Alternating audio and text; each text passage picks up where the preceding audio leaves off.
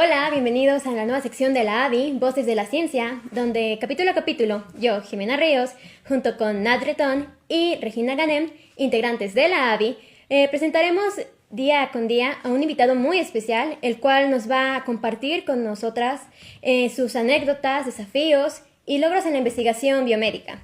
Juntas descubriremos cómo la ciencia ha moldeado sus carreras y por qué su trabajo contribuye al avance de la medicina. Porque detrás de cada descubrimiento hay una voz que merece ser escuchada. Comenzamos.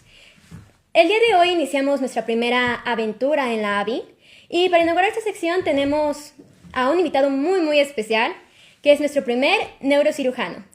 Nos demostrará su destacada trayectoria en el ámbito clínico, académico y de investigación. Un fuerte aplauso para el doctor Rodrigo Uribe Pacheco. ¡Bravo! Ok. Doctor, ¿quiere darnos una pequeña presentación sobre usted? De dónde es, cómo ha vivido su experiencia en la medicina, su nombre, es casado, tiene hijos, no sé. Lo que usted nos quiera compartir. Muchas gracias, Jimé. Gracias a todos por invitarme. Encantado de estar aquí con ustedes, encantado de conocerlas. Maravilloso proyecto que tienen, por cierto. Bueno, mi nombre es Rodrigo Uribe Pacheco. Estoy en la transición, en mi última semana de terminar neurocirugía.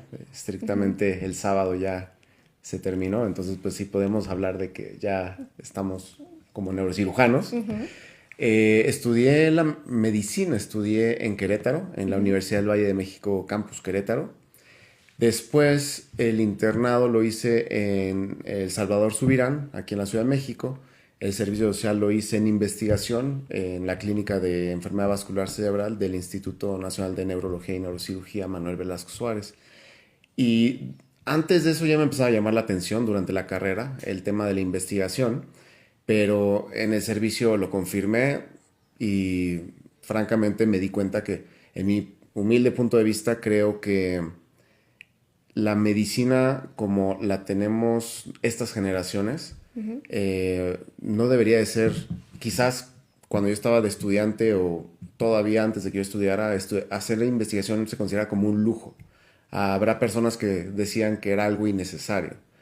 Yo creo ahorita, nuestras generaciones, no debería ser ni un lujo ni algo opcional. Yo creo que debería ser algo, pues, éticamente obligatorio, ¿no? No nada más ser alguien que consume la medicina, consume los libros para aplicarlo en el paciente.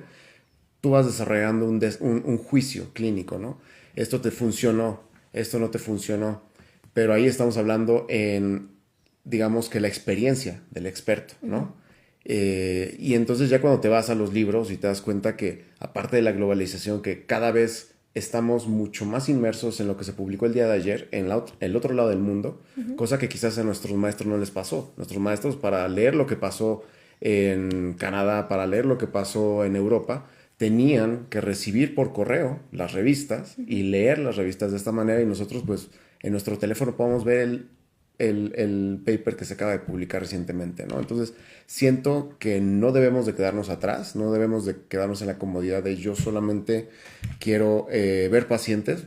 Por supuesto que el objetivo es lograr optimizar la seguridad y calidad y atención de la salud de nuestros pacientes, de nuestra población, pero creo que no hay que quedarnos nada más como una persona operativa que lee las guías de práctica clínica y así se hace, y esta es la segunda línea de tratamiento. A lo largo de la carrera, a lo largo del internado, de la atención clínica que ustedes den en la etapa que estén, van a surgirles dudas, y esas dudas creo que siempre son una muy buena oportunidad para realizar investigación, y pues eso fue lo que a mí me empezó a llamar la atención. Y bueno, pues ya después durante el servicio me casé, a la pregunta. Sí. Me casé, tuve tengo dos hijos, niña y niño, Aruma y Anker. Luego entré a cirugía general, hice el año de cirugía general en el IMSS HGR1 de Querétaro, que en ese entonces era subsede del siglo XXI. Y después ya apliqué y me derivé a neurocirugía, al Instituto de Neuro. Y pues ahí llevamos ya 5 años. Muy bien. Esa es la historia. Ok, usted comentaba que nosotros somos la suma de cada persona y elección con la que hemos tenido la suerte de cruzarnos. ¿Esto cómo ha influido en su elección? Primero, para estudiar medicina, porque sé que usted es muy filósofo. Quería saber como el porqué de todo. Sí. ¿Qué leíste? ¿Qué leíste? Pero sí. Sí, completamente. Yo creo que todos somos la suma de la gente que nos instruye, que nos guía, que nos inspira. Estudiar medicina me inspiró mucho el papá de mi mejor amigo, se llama Fideldo Varganes, que pues realmente es alguien tan cercano a mí como podría ser en muchos momentos fungió un papel como papá y en muchos otros ha sido como padrino, como una persona de mucho cariño, ¿no? Y pues toda esa familia son muy queridos por mí y todo era de que, no sé, estábamos chiquitos y era de, bueno, vamos a ver el partido de los gallos, ¿no? En el estadio.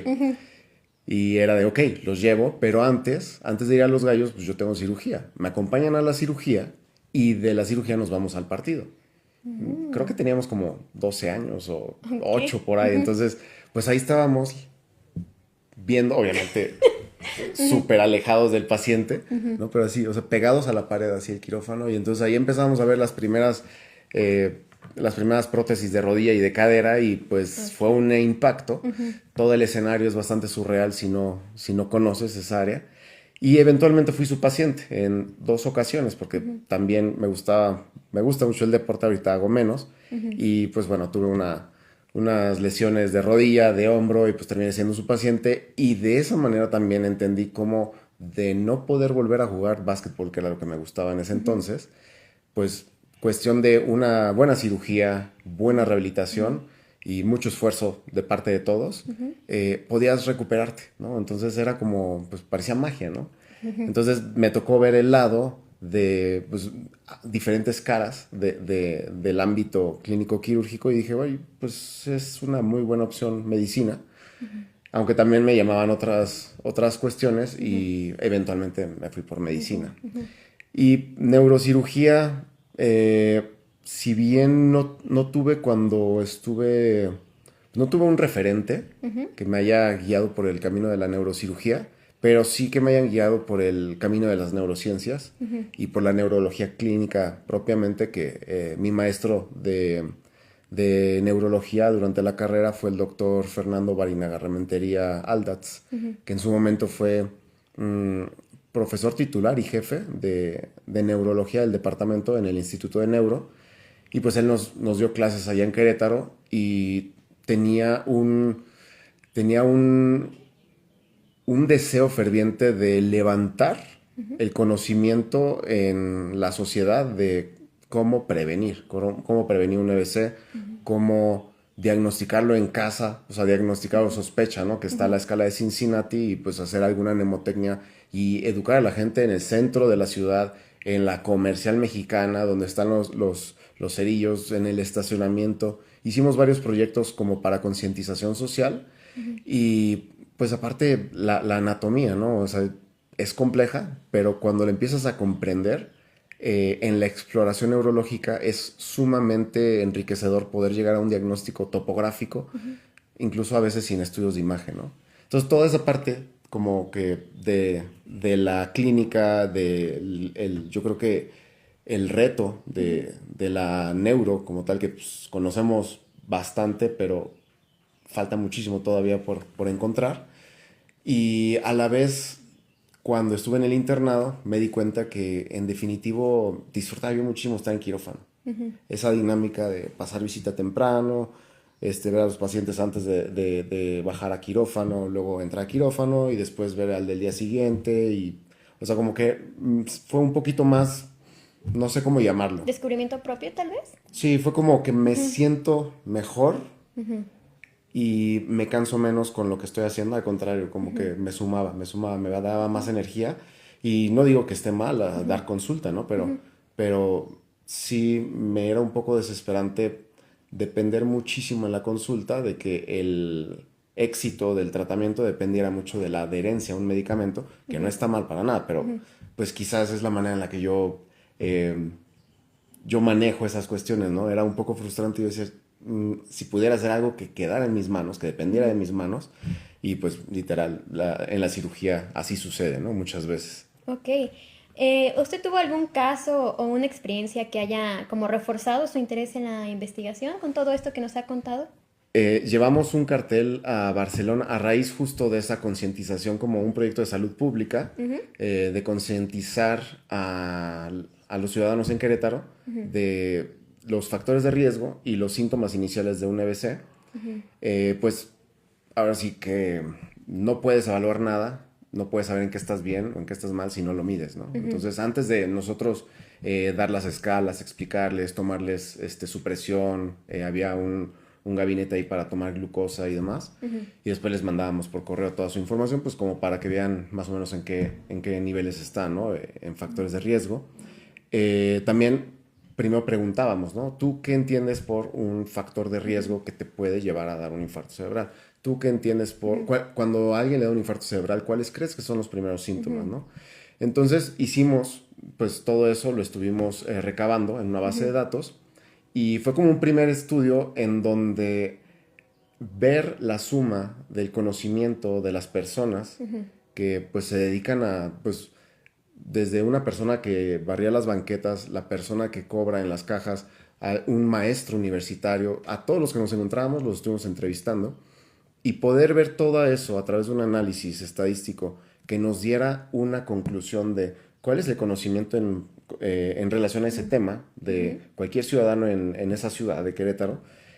Y casualmente también podemos llegar a, bueno, y los que conocen un poquito más del EBC, ¿qué perfil deben de tener?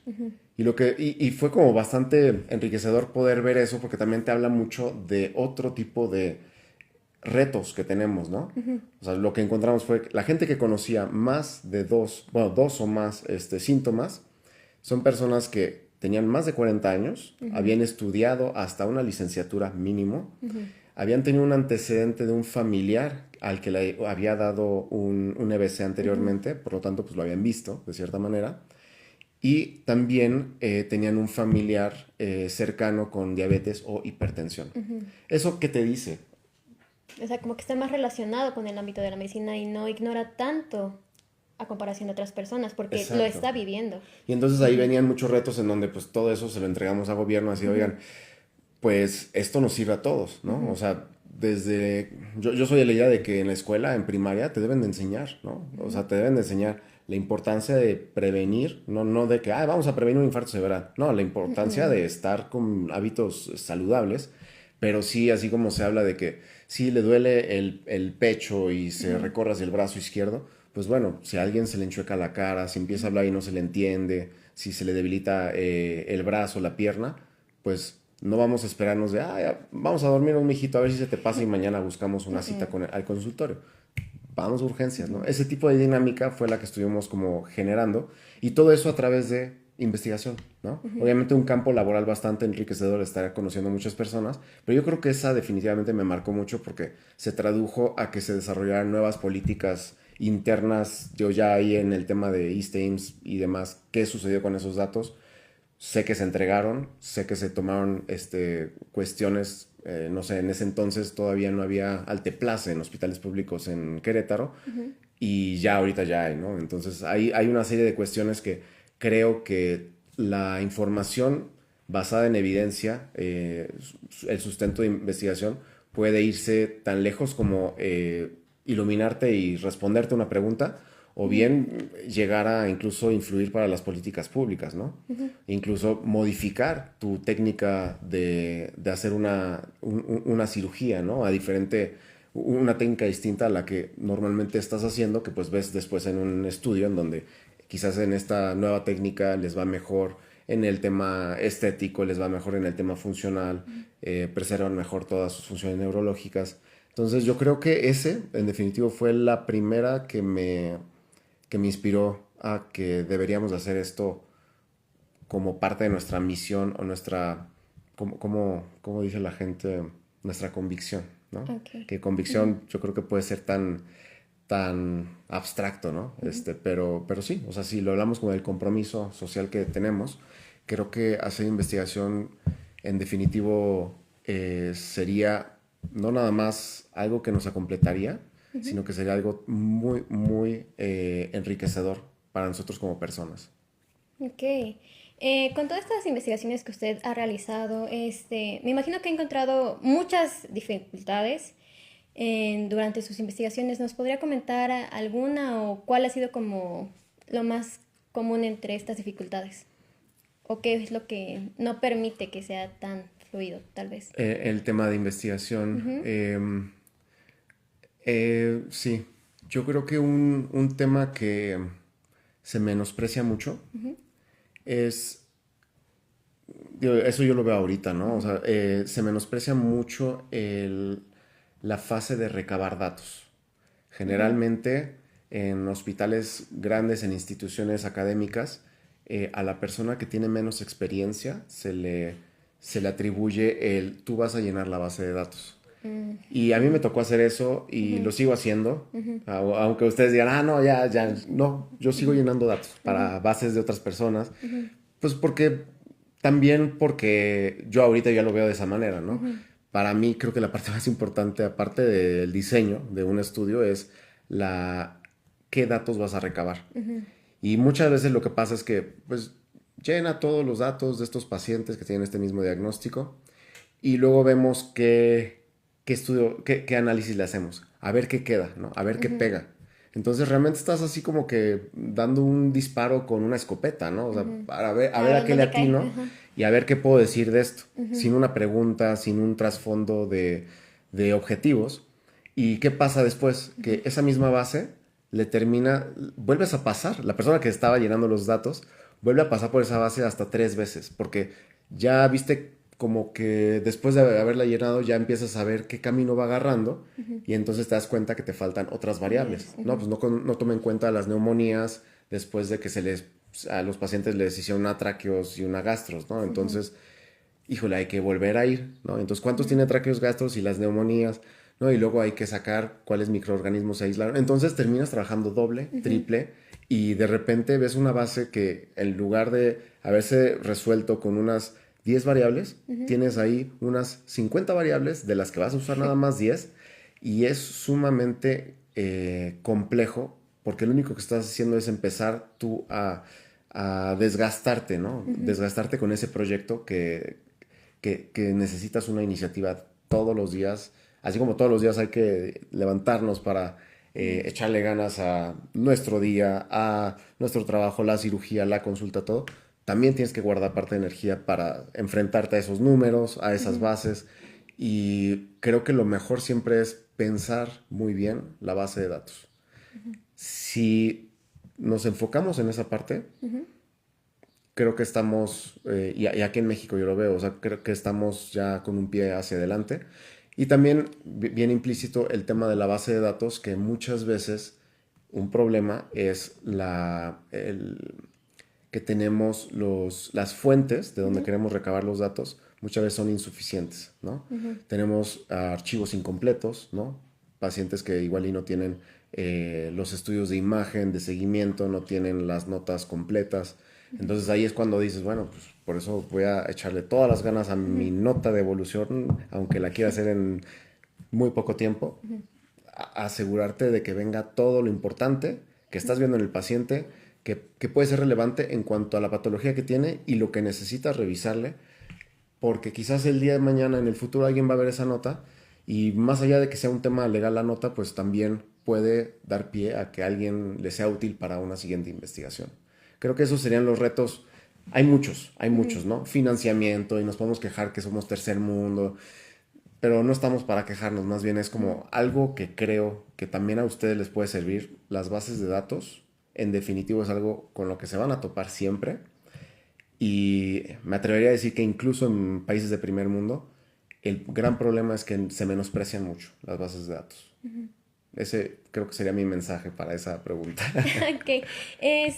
Me imagino que también ha tenido proyectos que a veces no han tenido los resultados que ha deseado. Entonces, ¿usted qué ha aprendido de estas experiencias? ¿Qué es lo que nos puede dejar a nosotras como estudiantes de medicina y también para los estudiantes, ya los médicos, para que no hayan como esas frustraciones o cómo lo podemos como abordar. Ya. Digo, hay un punto, si haces un estudio y pues dentro de la metodología, ¿no? Haces tu hipótesis, ¿no? Tu hipótesis nula, tu hipótesis alterna. Tu hipótesis alterna es realmente lo que tú quieres defender, ¿no? ¿Qué pasa si en realidad terminas validando tu hipótesis nula? Pues se considera un estudio negativo, ¿no? Estudios negativos es, como diría, me parece que fue Alva Edison, ¿quién fue? Benjamin Franklin, ya no me acuerdo, sí, ¿va? Benjamin Franklin, fue el que dijo, no encontré la manera de prender un foco, encontré 100 formas distintas de no prenderlo, ¿no? Entonces, también la investigación de estudios negativos, o sea, los resultados negativos son súper valiosos, porque te dicen, pues por aquí no. Entonces ya le evitas a alguien que se vaya por ese camino, ¿no? O también te dicen, por aquí no, pero tenemos una muestra sumamente baja. Entonces, pues, bueno, a la siguiente alguien más que duplique, triplique la muestra, ¿no? Entonces, punto número 1, generalmente hay mucho sesgo en las revistas de alto impacto. Hay una tendencia a que lo que se publique sean los estudios positivos. Sin embargo, hay muchas otras revistas de alto nivel académico y bastante rigor como PLOS, PLOS One, que incluso tienen su suplemento de estudios negativos. Y es como todo eso que salió negativo, que ninguna otra revista te lo quiere aceptar, a nosotros nos interesa, porque al final es ciencia, ¿no? Y de que se quede ahí arrumbado y a que se pueda distribuir esa información. Entonces, sí me pasó en el trabajo que hice para el servicio social, era identificar, ahí en la clínica de EBC, fue con la doctora Fabiola Serrano y el doctor Arauz, precisamente. El objetivo era identificar polimorfismos de una proteína, PCSK9, que está asociada a las dislipidemias heredofamiliares. Queríamos encontrar si en la cohorte de la clínica de EBC del instituto, de pacientes con infarto cerebral aterotrombótico, dentro de cada uno de esos pacientes tomamos muestras y, con el apoyo del Departamento de Neurogenética, pues se separaron las diferentes proteínas para identificar el PCSK9 e identificar si había o no un polimorfismo. ¿Y qué pasó? Bueno, lo hicimos, salió negativo. Ninguno de nuestros pacientes con infarto aterotrombótico tenía ese polimorfismo, es decir, ninguno de nuestros pacientes con dislipidemia era una dislipidemia hereditaria, ¿no? Pero lo mismo hicimos a través de un contacto, un compañero, un amigo, el doctor Miguel Barbosa, lo hizo en Costa Rica, y en ellos sí se encontró que había un porcentaje importante que tenía este polimorfismo. Entonces, todo esto era antes de que empezaran los inhibidores de PCSK9. De hecho, creo que al año de eso empezaron el everolimus, me parece que se llama. ¿A qué conclusión llegamos? Si bien ese estudio fue negativo, a lo que llegamos es que claramente en la población mexicana querer manejar una prevención de un EBC o manejar dislipidemias con motivos de prevenir un infarto cerebral, la vía no es con los inhibidores de PCSK9. La vía es la convencional de rosuvastatina, atorvastatina y desde luego pues todo el resto del síndrome metabólico, ¿no? Esa fue la respuesta de un estudio negativo. Y de esas otras pues quizás no tan experiencias quizás ácidas, proyectos que no se consolidan, proyectos que no se concluyen, que yo creo que eso es algo de lo más frustrante en realidad, ¿no? El que un proyecto se quede a la mitad por cuestiones de que muchas veces todo el mundo tiene mucho trabajo, ¿no? Todo el mundo tiene mucho trabajo y hay 1000 ideas, y al momento de las ideas y de recabar los datos y todo eso, al final de ser un equipo de 5 o 10 personas terminan siendo 2, ¿no?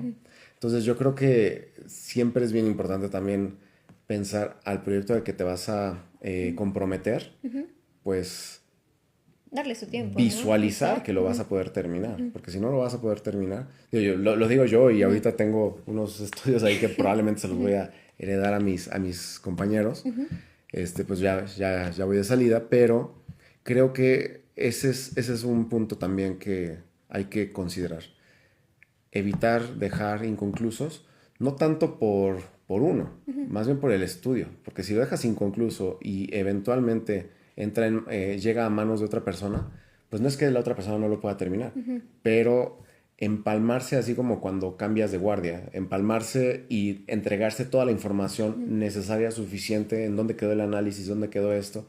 Entonces yo siempre soy de la idea de que estudio que inicias, estudio que terminas, es un reto.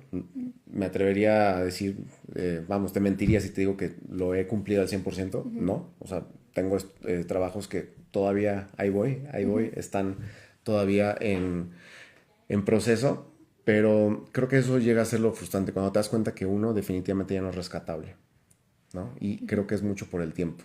Ok.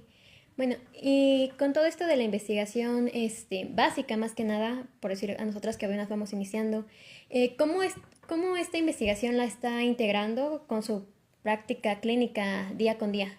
¿Cómo es que llega al punto, por decir así? Como de la investigación básica, como de las ciencias básicas, aplicado hacia los pacientes. Ok, un ejemplo puede ser un estudio reciente que está en vías de publicación. Estamos todavía con resultados preliminares, ya lo evaluó la UNAM. Es un estudio en donde lo que buscamos es, así como está descrito en las varices esofágicas, por estetosis hepática y sus complicaciones, se ha descrito de qué manera puede prevenirse el sangrado de las varices esofágicas con el uso de un betabloqueador, ¿no? Y también viendo que el betabloqueador puede ser utilizado para hemangiomas infantiles, ¿no? Y para algunas otras malformaciones vasculares propiamente a nivel sistémico. Pues el doctor Natal y el doctor Arauz tuvieron la idea ahí en el instituto de que muy probablemente un efecto similar se pueda dar en las malformaciones arteriovenosas intracerebrales. Ya había algo ahí anteriormente publicado hace como unos 3 años sobre cavernomas, angiomas cavernosos, que es un tipo de variante de malformaciones vasculares. Y lo que quisimos es, pues, tenemos los pacientes con malformaciones, tenemos la manera de hacer ese tipo de estudios en neuropatología, se consiguieron los biomarcadores para los receptores beta.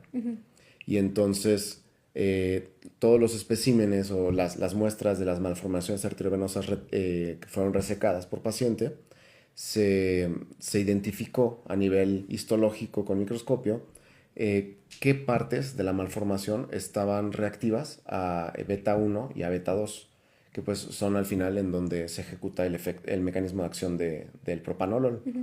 Y encontramos cosas bastante interesantes,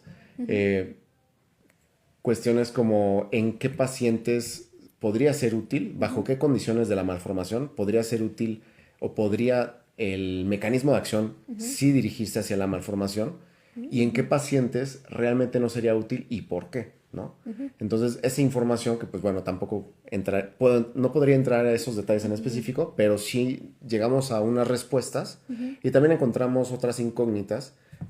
Nos surgieron porque analizando el efecto del Lonix de algunas de las malformaciones que previamente habían sido embolizadas, encontramos ahí algunas características histológicas que nos llamaron la atención y pues obviamente ahí surgieron nuevas preguntas, ¿no? Entonces, en concreto, aunque fueron resultados preliminares, ya hay algunos factores que queremos evaluar previo a dirigir el tratamiento, en donde le puede servir este medicamento, no le puede servir, y justo eso pinta para dar pie a un primer estudio piloto, un primer ensayo clínico en donde pacientes que no tengan una malformación arteriovenosa con indicación quirúrgica, indicación de embolización o indicación de radiocirugía por el alto riesgo que tiene el tratamiento versus la observación, probablemente esos pacientes, en lugar de dejarlos ahí con la bendición, pues los podemos dejar con la bendición y quizás con este medicamento. Igual es más probable que eso le pueda ayudar basándonos en los hallazgos que tenemos de este estudio básico. Ok, muy bien. Esta sería toda nuestra parte. Ahorita va a iniciar mi compañera Nat Bretón sobre los proyectos de investigación que ha realizado el doctor. Muchísimas gracias. Bueno, pues muchísimas gracias. Vamos a continuar. De nuevo le agradezco muchísimo su participación en este proyecto. Gracias. Y hay un tema en particular que me gustaría mucho tocar porque muchos estudiantes de medicina nos ven y sé que a ellos les interesa cómo nos podemos introducir al mundo de la investigación. En particular, durante la carrera sabemos que llevamos diferentes materias, ¿no? Que nos ayudan un poquito a ir comenzando con toda esta parte. ¿Usted considera que estas materias realmente le proporcionaron las herramientas necesarias para introducirse a la investigación? Quiero mucho a mis maestros que me dieron esa materia, Ok. pero creo que no fue suficiente. O sea, vamos a ser muy honestos. Sí. Me ayudó como para darme cuenta de qué programas posiblemente eran útiles, ¿no? Claro. Que si SPSS, que si Stata. El tema de metodología de la investigación, yo creo que lo llegué a comprender con la materia, probablemente hasta el tema de hipótesis, Ok. ¿no? Pero de ahí a ejecutar tu diseño, a qué tipo de variables, qué tipo de diseño de estudio se requiere y qué tipo de análisis, no. Y también, por otro lado, es algo que había hablado con algunos profesores de medicina.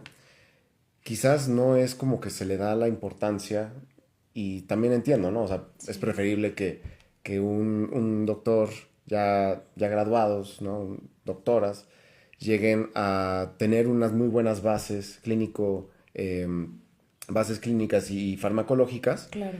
pero desde luego el momento en donde podemos aprovechar a esa audiencia para enseñarles adecuadamente y también quizás darles un poquito más de herramientas de si por lo menos yo no se los puedo enseñar, Claro. buscarle por acá, pues es en la carrera. De Es en la acuerdo. carrera. Creo que no es, desconozco todas las universidades, pero creo que en general, dentro del programa de medicina, no se le da esa importancia. Claro. Y por lo tanto entra a ser a veces en algunas universidades como una materia, pero a veces o la da alguien que quizás no logra aterrizarlo con los estudiantes, o que no tiene realmente el conocimiento, y tristemente también eso hace que sea poco atractivo, Claro. muy poco atractivo para los estudiantes. De hecho, hace 10 años o 20 se hablaba de un fenómeno que era la neurofobia, y hay artículos publicados de eso en la revista Mexicana de Neurociencias, de la neurofobia como un ente en la medicina, no nomás en México, en el mundo, ¿no? Yo consideraría que la actual es más bien como la investigafobia, Ok. porque hay personas que se cierran a eso, ¿no? Y es chistoso que todo tiene una secuencia de lógica, pero el hecho de, no, es que ya me estás hablando de variables que son nada más recíbelo, o sea, ábrete a recibir la información, y es sumamente sencillo, ¿no? De acuerdo. Pero es más como por el temor de quizás la experiencia que tuvieron en los primeros años, me imagino que en la carrera. Y nuevamente, a mí sí me dio muy buenas clases.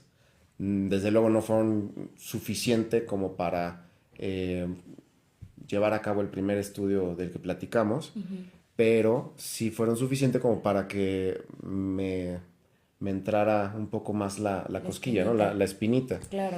Pero creo que no es una de las prioridades en la universidad. De acuerdo.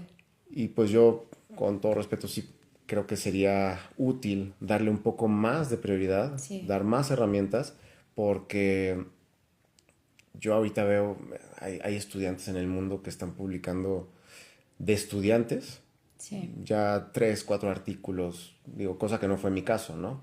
Pero vienen mucho más pesadas las generaciones de ustedes. Sí. O sea, cuando yo apliqué al instituto, yo tenía 2 artículos publicados. Ahorita llegan con 5, 10 artículos. Es como, espérate. Claro. ¿Qué está pasando, no? Claro. Y sí, o sea, si bien no es como que hay que formar escritores de artículos, no. No. pero sí investigadores. Ajá, y también ahí obviamente todos empezamos buscando una publicación, ¿no? ¿Cuál es el primer acercamiento que yo creo siempre es útil para estudiantes? Un reporte de caso. Sí, Los reportes de caso, hay personas que luego le tiran muchísimo al reporte de caso que porque dicen, ay, es lo más bajo de la evidencia, de la medicina basada en evidencias y de la jerarquía. Sí, sí puede ser lo más bajo, pero ¿sabes qué es más bajo que eso? No leer. claro. ¿Y sabes qué es más bajo que eso?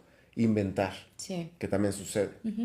Entonces, yo veo los casos, los reportes de caso y las series de casos como una forma muy noble de empezar.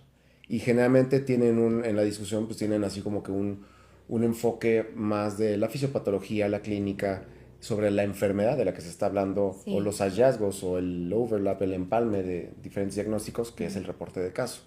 Yo creo que esa es una muy buena forma de comenzar. Ya si tienes una serie de casos, yo siempre es como, bueno, ya si tienes una serie de casos y tienes 30 casos, híjole, ¿por qué no buscas otros 20? Y ahí ya tienes algo que investigar. Y ahí ya tienes una buena N para hacer un análisis Claro. estadístico fuerte. A veces se puede, a veces no. Nuevamente, hay hospitales que sí tienen un poquito más de facilidad, que el archivo clínico es digital. Sí, Y claro. hay otros que pues hay que ir página por página, ¿no? Exacto. Me han tocado ambas y pues ambas tienen sus pros, sus contras, pero creo que esa parte sería una muy buena forma de comenzar por parte de De las estudiantes. universidades y los médicos en formación. Sí, otra que creo que es, yo no me consideraría alguien o sea, no está en mi expertise el tema de las revisiones sistemáticas y metaanálisis. Sí, Francamente, entiendo que la metodología es una metodología muy estricta, muy estructurada, y esa ahorita se le está atribuyendo mucho porque sí, desde luego es lo más alto de la evidencia científica, pero ahorita está teniendo un auge, un boom en donde hay un estudiante pakistaní y otro en Argentina y otro en Italia y otro en Estados Unidos y Claro. otro en México y juntos hacen un metaanálisis. ¿Está bien? Sí, sí está bien. Lo que podría estar mejor es que sepamos leer metaanálisis de acuerdo. y que sepamos los límites de un metaanálisis, en donde se comete el error de que un metaanálisis se considera pues como una verdad, ¿no? Casi dogmático, ¿no? Y en realidad, si uno entiende cómo se formó el metaanálisis, va a identificar que tiene muchos limitantes porque solamente se aceptaron artículos de un solo lenguaje, Sí. de una sola lengua, no utilizaron diversos buscadores, hicieron una selección bastante estratégica y al final, en realidad, sí es un muy buen estudio, pero no se debe de tomar necesariamente como es que lo dijo el metaanálisis. Claro. Y entonces ahí es en donde yo le digo a los estudiantes, sí, está bien, saber la metodología, cómo hacerlos, pues es algo básico. es básico, es algo que se les aplaude, pero de esos resultados, aterrizarlos a un mensaje, me gusta mucho el término que usan en inglés, el take home message, ¿no? O sea, esa conclusión de lo que te llevas. Muchas veces lo que necesita es el apoyo o la guía de una persona experta en esa área. Claro. Entonces ahí es en donde le digo a los estudiantes, pues más bien sí háganlo, pero acérquense a alguien, a un experto en gineco que les ayude a traducir qué significa y qué importancia o qué relevancia tiene en el manejo de sus pacientes. Exactamente, ¿cómo lo vamos a aplicar realmente? Exacto. Perfecto. Entonces también eso es algo posible, en donde si es un estudiante que no tiene acceso a un archivo clínico, un metaanálisis, necesitas una computadora, necesitas pues acceso a diferentes Claro. buscadores y conocer cómo hacerlo, ¿no? Sí. Entonces, yo creo que eso es un poco más laborioso, desde luego, que un reporte de caso, una serie de casos. A mí me preguntas desde el aspecto de qué voy a obtener yo, cómo me voy a enriquecer yo, independientemente de dónde esté el nivel de la evidencia en metaanálisis y reportes de caso, cualquier cosa es mejor que no publicar. Claro. Y ese es otro punto. Uno empieza publicando lo que lo asombró, ¿no? Sí. De estudiante. Está bien. Eso que nos asombra de estudiantes, yo ahorita lo veo en retrospectiva y digo, pues no era tan Tan interesante, relevante. no era tan relevante, pero pues en ese momento me era muy relevante, ¿no? Claro. Y era así como, wow, un reporte de caso, wow, esta serie.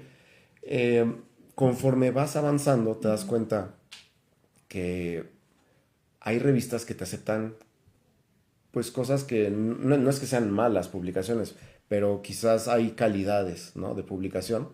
Y entonces empiezas ya a cuestionarte el, bueno, ¿voy a publicar por publicar? O sea, Claro. nomás para que mi nombre esté en 20 lugares.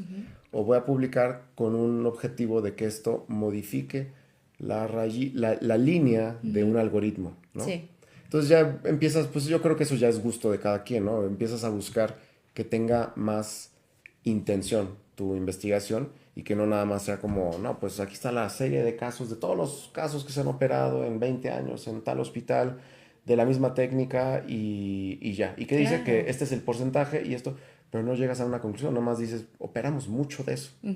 Y entonces hay que darles intención. Sí, Incluso dar un pie a objetivo. que en lugar de decir, no, pues es que esto lo manejan en Australia de esta forma y les dio estos resultados y por eso recomiendan esta premisa, ¿no? Claro, ¿Por qué no hacemos algo así mexicano? ¿No? O sea, tenemos hospitales grandes con una buena N en donde puedes llegar a conclusiones y que no sea como, pues es que en Estados Unidos salió este resultado. No, en un estudio similar que se hizo en México, podemos llegar a esos resultados y que nos ayuden a concluir, ¿no? A hacer claro. conclusiones basadas en evidencia mexicana de De nuestra acuerdo. población.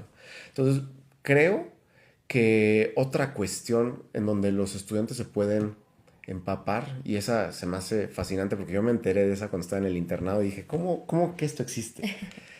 Veranos de investigación. Claro, Verano de investigación, no sé de muchos hospitales, pero sí sé que en los institutos nacionales es sí. posible inscribirte a un verano o un invierno. Algunas clínicas aceptan inviernos también.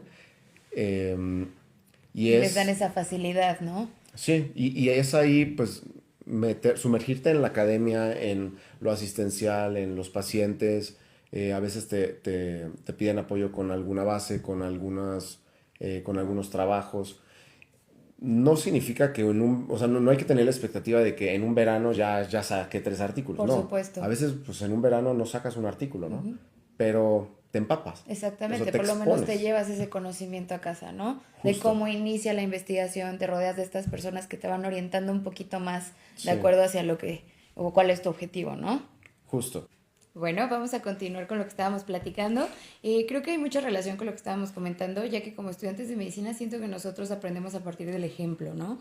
Y ahorita con lo que estábamos comentando de la investigación, quisiera saber cómo es que las investigaciones que ha hecho en neurocirugía han afectado el tratamiento de los pacientes o cómo es que han impactado la práctica clínica en el día a día. Ok.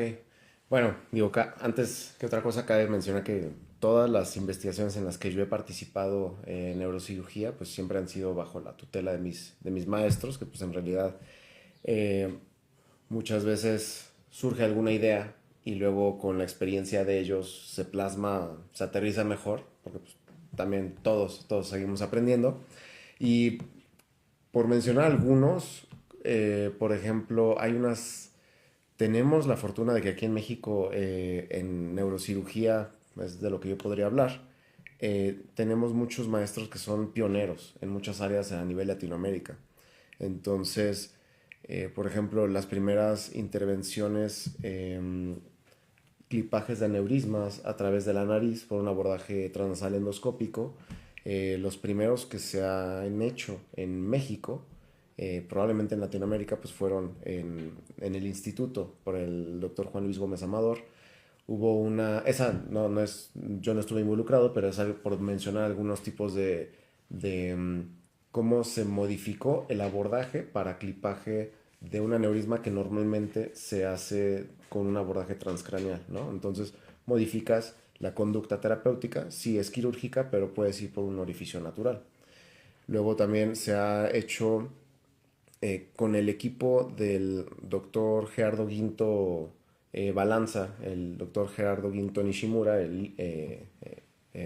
ambos neurocirujanos, estábamos también comparando qué tan efectiva es una intervención a través de la nariz, transnasal endoscópico para llegar a la región celular donde tenemos la hipófisis y ahí muchas veces se aloja un adenoma o un tumor hipofisiario, comparado la utilización de un microscopio que nos dirija hacia esta visualización o un endoscopio que nos dirija a esta visualización. Y entonces, pues muchas veces ahí es evaluar que pues no hay, si bien no hay una herramienta perfecta, porque no hay como tal, pero saber cuáles son las ventajas de una, cuáles son las desventajas de otra y en qué casos quizás pueda ser mucho más útil la endoscopía, en donde el tumor está más, lo llamamos extracelular. El tumor tiene un componente que va por delante, por detrás o por un lado de la arteria carótida. Entonces quizás necesitas angular un poco más la imagen y el endoscopio te permite hacer eso, a diferencia del microscopio. El microscopio te ayuda a ser menos invasivo, quizás es una cirugía un poquito más directa, donde tienes una mejor profundidad, y todos ese análisis pues lo realizamos a través de la investigación, llegando a conclusiones bastante sólidas. Algunos otros ejemplos: un abordaje para clipar un aneurisma, que en ese sí participé en la publicación de ese artículo. Clipar un aneurisma con una técnica en donde metes, así como quizás voy a hacer un comparativo, en el laparoscopio, antes de meter el laparoscopio al abdomen, metes un como puerto, ¿no? Entonces tenemos algo que se llama endoport. Eso se da cuenta como un puerto para meterlo después de la craneotomía. Y ese puerto lo que hace es que diseca sin lastimar las fibras blancas y lo dirigimos directo a donde estaba el aneurisma, y de esa manera, a través del endoport, se pudo hacer un clipaje de un aneurisma de la arteria cerebral posterior, cosa que no estaba descrita previamente. Entonces, pues es de cierta manera decir, esto ya se hace, se publica, lo leen en otro lado y después se compara con algunas otras técnicas y ya llegan los siguientes estudios, que son un poquito quizás más complejos, y desde luego con una mayor N, en donde se compara, bueno, se pudo hacer, va, pero funciona más que lo que hacíamos antes, y entonces ya das pie a dar el siguiente paso de cuál es el mejor tratamiento, cuál es la mejor modalidad de abordaje y de acuerdo a qué caso, ¿no? Claro. Las características del aneurisma, las características del paciente. Por mencionar algunos, creo que esos fueron en donde vimos un cambio directamente, ¿no?, en la técnica quirúrgica. De acuerdísimo, súper interesante. Pero creo que también a nuestros televidentes nos interesa cómo es que afecta la vida personal la residencia o el estar involucrado en investigación, porque creo que a todos nos da muchísimo miedo esa parte, ¿no? De por sí sabemos que es una etapa muy demandante, muy complicada, simplemente el estar en la residencia, y si tú decides involucrarte más en el tema de la investigación, ¿cómo es que haces ese balance? Probablemente la respuesta real es no hay balance, siendo muy sinceros. Claro. Pero siempre está la intención de lograrlo, ¿no? Creo que no lo logré, pero sí, de cierta manera, es como... Mi proyección era, si voy a estar en un centro haciendo la especialidad por 5 años, que me puede dar, si bien ningún centro creo que está en su punto óptimo para darte así todo lo que necesitas para una base de datos y poder llevarlo a cabo, pues sí, al menos acá en el Instituto de Neuro tenemos muy buena recopilación de información, ¿no? Y si tienes alguna duda, hay muchos tutores que nos pueden apoyar. Entonces dije, siento que si nada más me enfoco a la parte asistencial, operativa, quirúrgica y de estar viendo pacientes, que digo, la entrada es maravilloso y creo que es el objetivo inicial, sí. Siento que no le voy a sacar el 100%, ¿no?, a mi estancia en el instituto.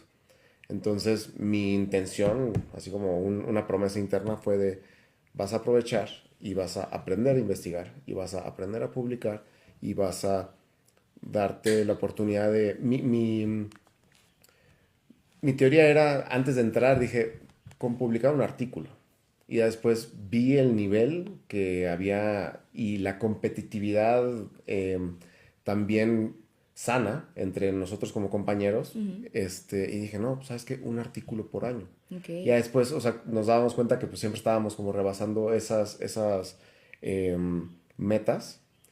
Y hablo de esto de las metas porque creo que es muy importante que ustedes cuando vayan a entrar a una nueva etapa clínica, académica, se cuestionen qué objetivos tengo, independientes a los objetivos que son de ley, que son los de la parte académica, ¿no? O sea, pues de ley tengo que aprobar la carrera para después ser médico cirujano, médico general o médico partero, ¿no? No sé cuál sea el término, depende de cada universidad, pero ese es tu mínimo, ¿no? Ahora, ¿qué otros objetivos tú le agregarías a eso? No, pues me gustaría salir con una tesis y que esa tesis se pueda publicar después como un artículo. Ok, entonces todo eso, pues a veces no lo vas a cumplir, ¿no? Y no se va a acabar el mundo, pero son una especie de autoevaluaciones que te vas haciendo.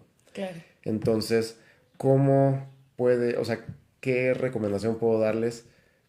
Encontrar el balance, inténtenlo. No creo que sea imposible. Yo no lo logré porque también creo que fue un poquito ambiciosa la dinámica, pero estoy seguro que sí es posible. Estoy seguro que es posible en el sentido de encontrar tiempo para ti, tiempo recreacional, familiar, tiempo de estudio y tiempo de investigación. De acuerdo. La clave es que llegue a motivarte tanto lo que estás haciendo y entender por qué lo estás haciendo, al grado de que surja una fiesta, surja un plan acá como atractivo. Un partido de los gallos en Querétaro. Exacto, y de pronto digas, o mejor me quedo a terminar mi base de datos. Digo, va a sonar súper, quizás súper geek ese comentario, pero muchas veces mi mejor forma de tomar decisiones fue esa, ¿no? O sea, era como, bueno, pues todavía me falta de este trabajo y si no lo hago yo, nadie más lo va a hacer porque es un trabajo que yo me comprometí. Y en esa fiesta como que ya se la van a pasar bien. Si voy, me la voy a pasar bien con ellos, pero va a haber una la siguiente semana, ¿no? Entonces, creo que tienes que sacrificar algo, ¿no?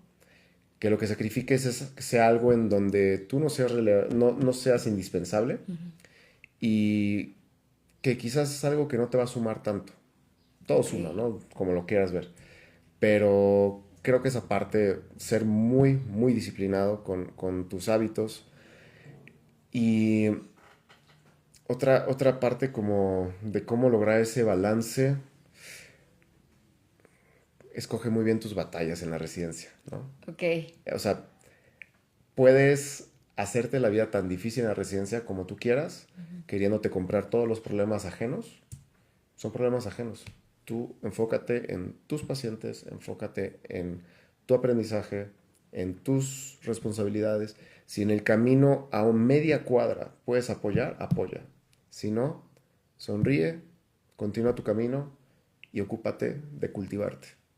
Porque si nadie te lo dice, de repente vas a estar embrollado en una cantidad de problemas que no te van a sumar, ¿no? Y eso creo que no nomás así como para encontrar balance de investigación, creo que en la vida en general, en el trabajo, no me dejarán mentir, creo que muchas veces es en donde nos podemos eh, autocastigar.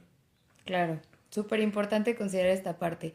Y bueno, ahorita vemos un poquito cómo es que ha avanzado la neurocirugía y todo este tema de la modernidad, pero también hay algo que quisiera platicar, que es cómo la tecnología ha influido. Hoy en día, ahorita ya estamos súper acostumbrados, ¿no? Tenemos en el celular que ChatGPT, la inteligencia artificial, y justo se me hace súper interesante. ¿Usted cómo considera que vaya a impactar en la neurocirugía la inteligencia artificial en unos años? Si no es que ya empieza a impactar. Ya, yo creo que ya empieza. Hace probablemente 2 años me hacías esta pregunta, yo estaba totalmente en contra. Estaba en contra porque era como, yo lo veía desde el lado de, no, pues es que existe el riesgo de más plagio, existe el riesgo de un uso sin mesura, no hay no hay ningún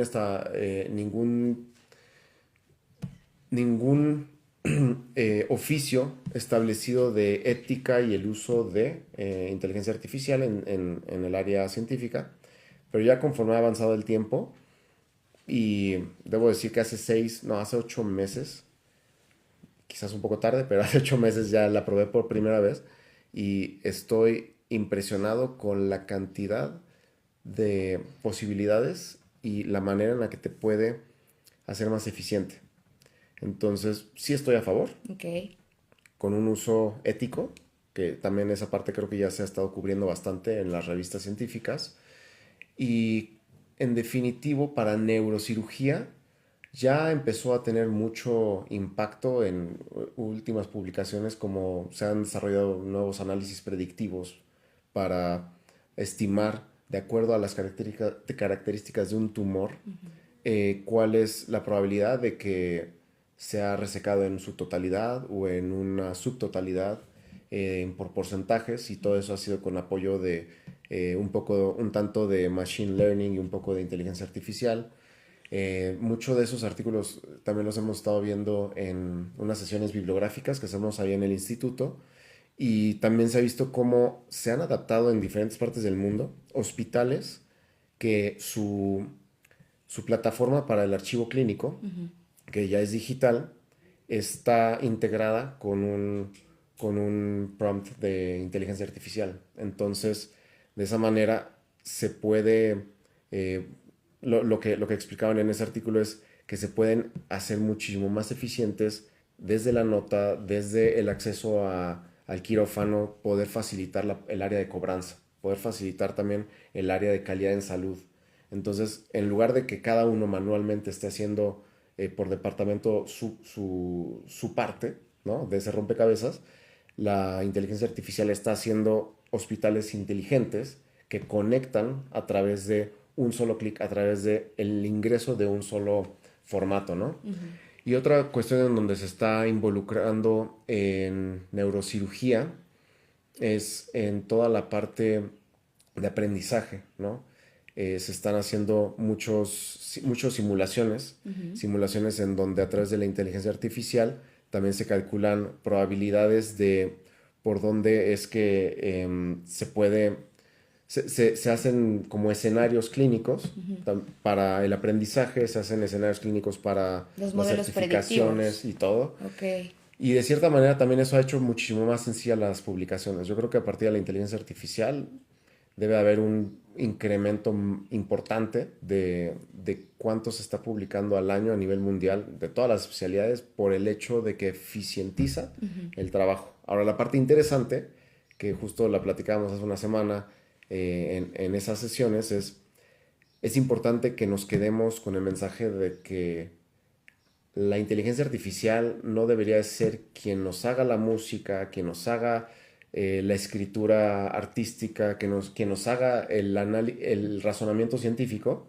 para nosotros tener tiempo de hacer lavar la ropa, lavar los trastes, planchar y demás. Debería ser al revés, o sea, enfocarnos a que la parte mecánica y repetitiva, que la haga la inteligencia artificial, y ser nosotros entonces los de la neocorteza, quienes podamos ejecutar con nuestra creatividad, con nuestra singularidad como individuos, la parte artística, científica y demás, ¿no?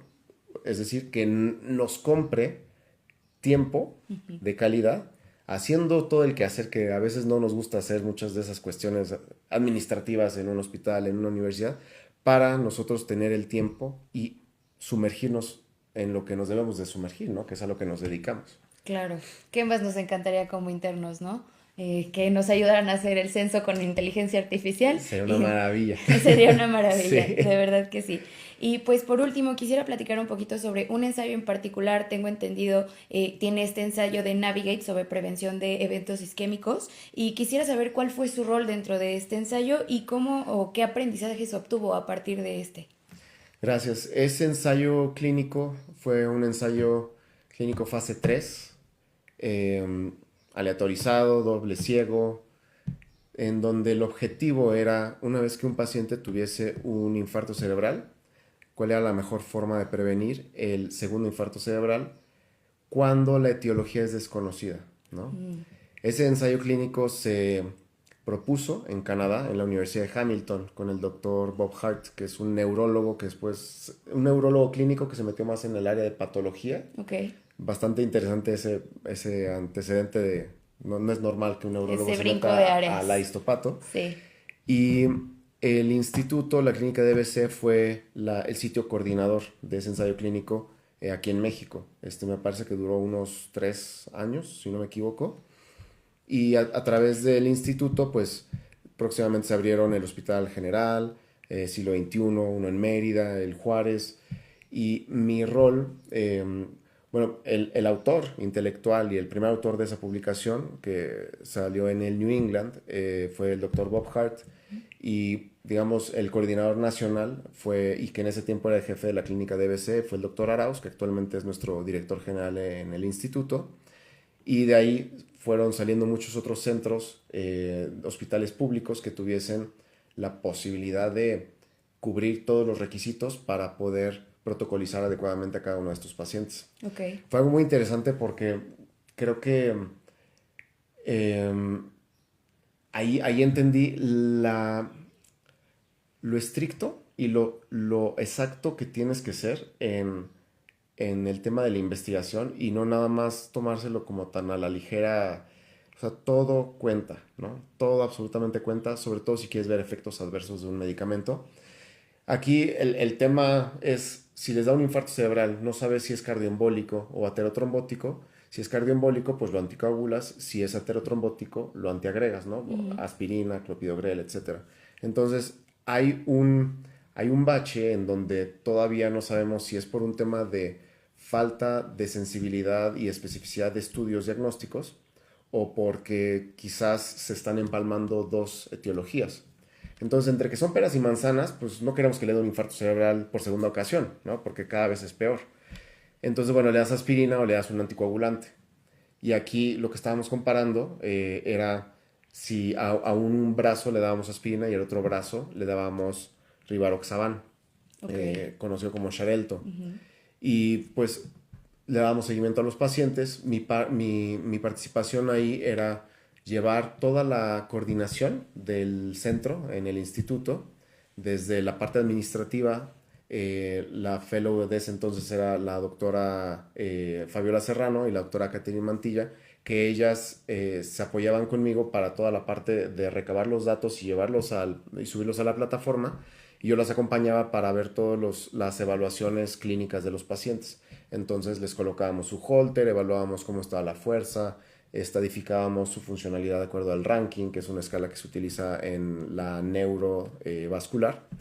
Y todos los datos, pues yo estaba ahí mientras se hacían las evaluaciones, que tenían que ser por alguien que fuera neurólogo necesariamente, por el ensayo clínico, pero yo como estaba todavía sin cédula, pues era pasante, sí podía participar como coordinador del sitio, y iba llenando todas las bases, bajaba la información para poder darle el medicamento cegado, el medicamento enmascarado a cada uno de los pacientes. Los hablamos para citarlos. Hubo un paciente, algo que puede ser muy grave en un ensayo clínico y en la investigación es tener un paciente perdido. Claro. Porque un paciente perdido puede considerarse el peor escenario. O sea, si lo perdiste, buscas el peor escenario. El peor escenario en tu estadística es la muerte, ¿no? Entonces me fui hasta Naucalpan. Ok. Tlalnepantla de Vaz, allá por donde están las antenas. Sí. Bueno, atrás. Llegué a su casa para ver si estaba vivo y ya vimos cuáles cuestiones hacían falta para que pudiera acudir a consulta. Y eventualmente vimos que había muchos pacientes del Juárez que eran candidatos y el Juárez no era centro. Entonces abrimos el centro del Juárez y yo ya tenía la experiencia del instituto y me mandaron con la doctora Angélica Flores para que lleváramos el Juárez. Ahí me tocó ya la última parte del ensayo, fue como unos 9 meses o 12 quizás. Y quizás ahí ya tenía un poquito más también, como ya tenía la cédula, ya tenía un poquito más de facilidad de yo estar interactuando más directamente con los pacientes. Y todos los pormenores de la parte administrativa de un ensayo clínico son bastante complejos, pero pues ahí me tocó aprenderlos y un poco también ir recibiendo guía, ¿no? de las personas que tienen un poco más de experiencia. Ok, súper interesante ver cómo ha ido evolucionando, ¿no? Cómo la Sí. investigación también ha ido cambiando a lo largo del tiempo. Así es. Pues muchísimas gracias. Vamos a continuar con el siguiente segmento. Continuamos con mi compañera Regina. Claro que sí. Retomando la entrevista, queríamos platicar un poquito más sobre cómo es su perspectiva con la investigación biomédica en México. Y con su experiencia en neurocirugía e investigación, ¿cómo evalúa el estado actual de investigación biomédica en México a comparación con otros países? Ok. Creo que tenemos buena investigación. O sea, en realidad, a nivel Latinoamérica, somos uno de los países que tenemos no nada más investigación en neurocirugía, sino también investigación sustanciosa, ¿no? O sea, como con un poquito más de, mm, de intención. Eh, También hemos hecho en el instituto, en siglo XXI, el Hospital General, el Hospital de Pemex, por nombrar algunos. Hay artículos preciosos que realmente han influido en la dinámica de trabajo de neurocirugía. Y comparándonos con Latinoamérica, creo que quizás la parte que hemos explorado menos es la anatomía microquirúrgica. Ese tipo de publicaciones asociadas como a la anatomía microquirúrgica y a describir a través de un artículo la técnica quirúrgica. Quizás nos hemos visto nosotros un poquito en menor publicación de ello, comparados con, por ejemplo, Argentina, que tienen un hospital en Buenos Aires donde hay un laboratorio con uso de cadáveres.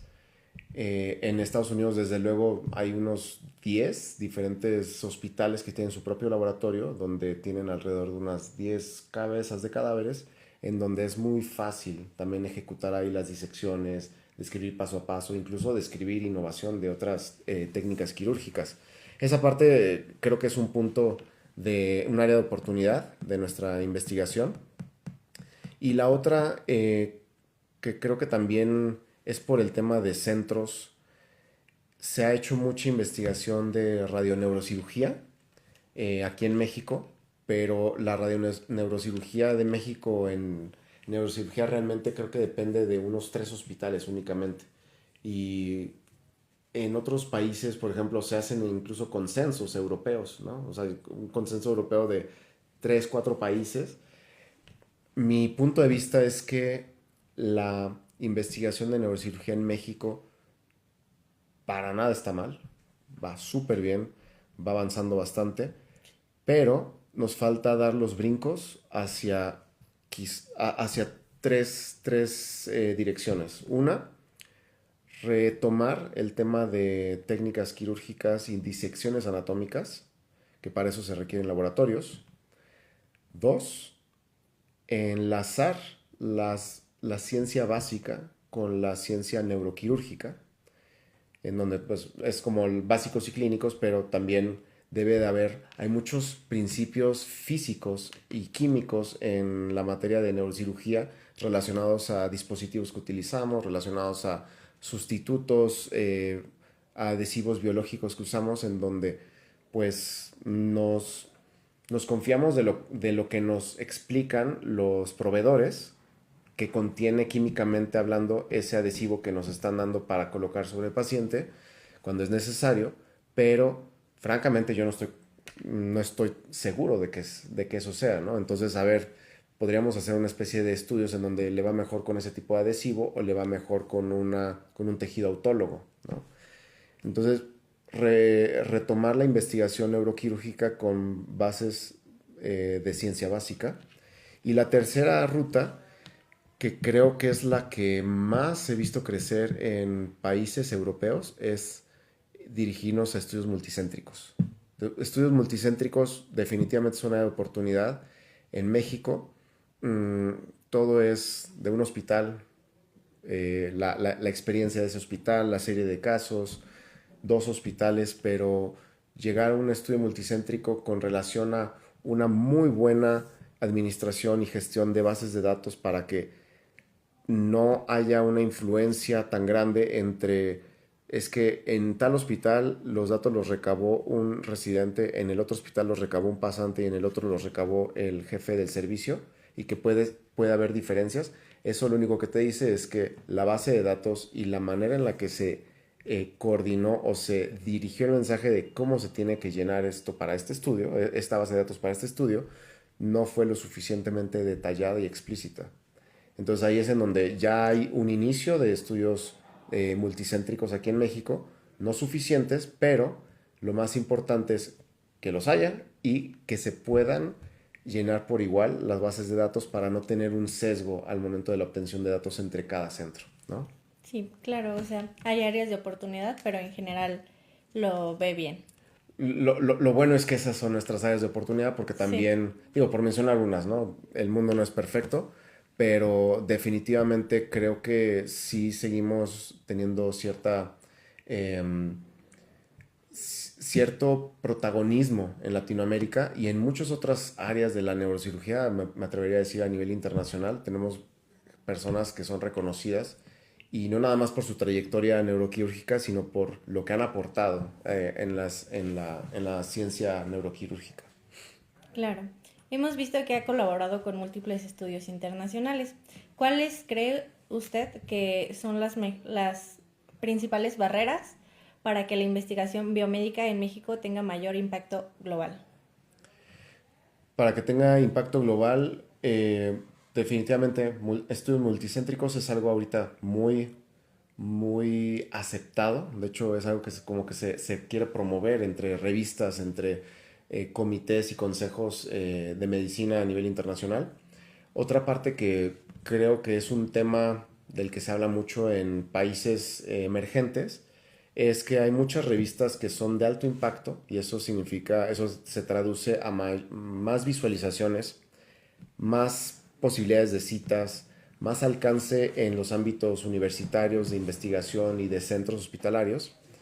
Y de cierta manera, esas revistas a veces piden una cuota, ¿no? Entonces esa cuota a veces está arriba de los 60,000 pesos y a veces está arriba de los 200,000 pesos, ¿no? Entonces, de cierta manera, como organismos gubernamentales, los hospitales públicos, muchas veces no hay un fondo para que nuestra investigación, uno, que tenga la calidad para ese tipo de revistas indizadas a nivel internacional, y dos, pues tener ese fondo para poder pagar esas revistas y que pudiese ser aceptado ese artículo de acuerdo a la revisión por pares y entonces poder tener mucho más alcance con lo que se está haciendo aquí en México.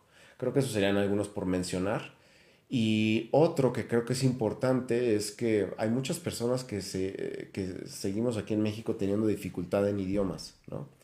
Y mi punto de vista es que el inglés ya en medicina es obligado. O sea, tenemos revistas mexicanas, pero esas revistas mexicanas muchas veces el problema de que esos artículos no sean citados no es porque no sea una investigación interesante, sino porque está en español.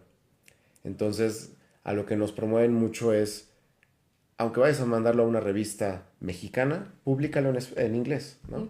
Y el publicarlo en inglés hace que si después hace una revisión de la literatura, un metaanálisis y cumple con los criterios para ser incluido y eventualmente ser citado, por lo menos ya está en el idioma inglés, que es el que en todos los estudios de metaanálisis se considera. Sí. ¿Cómo ha visto la evolución de la formación en investigación biomédica en la educación de México? O sea, ¿cree que la están fomentando bien en las universidades? Yo estuve en la universidad hace casi 10 años. Sí. No me atrevería a decir de ahorita, ¿no? Voy a hablar de mi tiempo. Sí.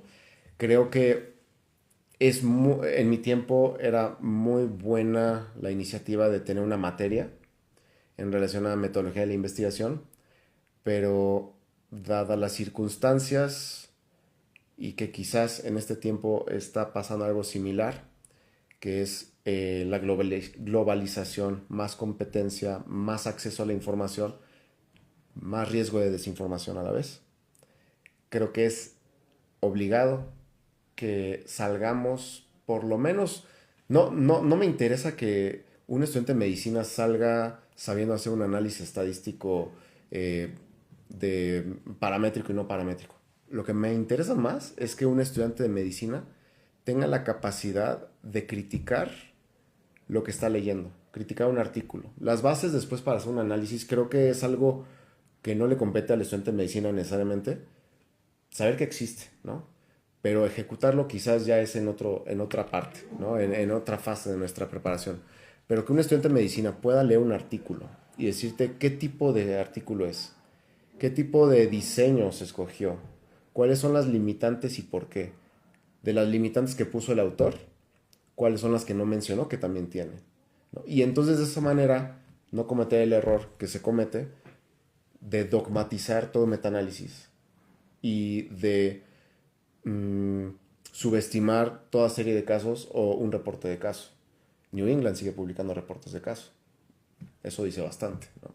Entonces, con que un estudiante de medicina quizás no pueda ejecutar la metodología más allá de una tesis, pero sí puede analizar y tener una voz crítica en cualquier artículo que pueda leer, creo que ahí, como México, como país, estamos súper del otro lado, porque entonces ya también eres capaz de discernir la diferencia entre lo que es una guía de práctica clínica, lo que te dice tu libro, lo que te dice tu maestro, lo que te dice el último artículo, y ni todas son verdad, ni todas son falsas, ¿no? Cada una tiene sus bemoles, pero esos bemoles hay que entenderlos en la educación de metodología de la investigación. Claro. Y ya por última pregunta, ¿qué consejo o qué mensaje le daría a la comunidad de medicina y a los científicos sobre la importancia de la investigación?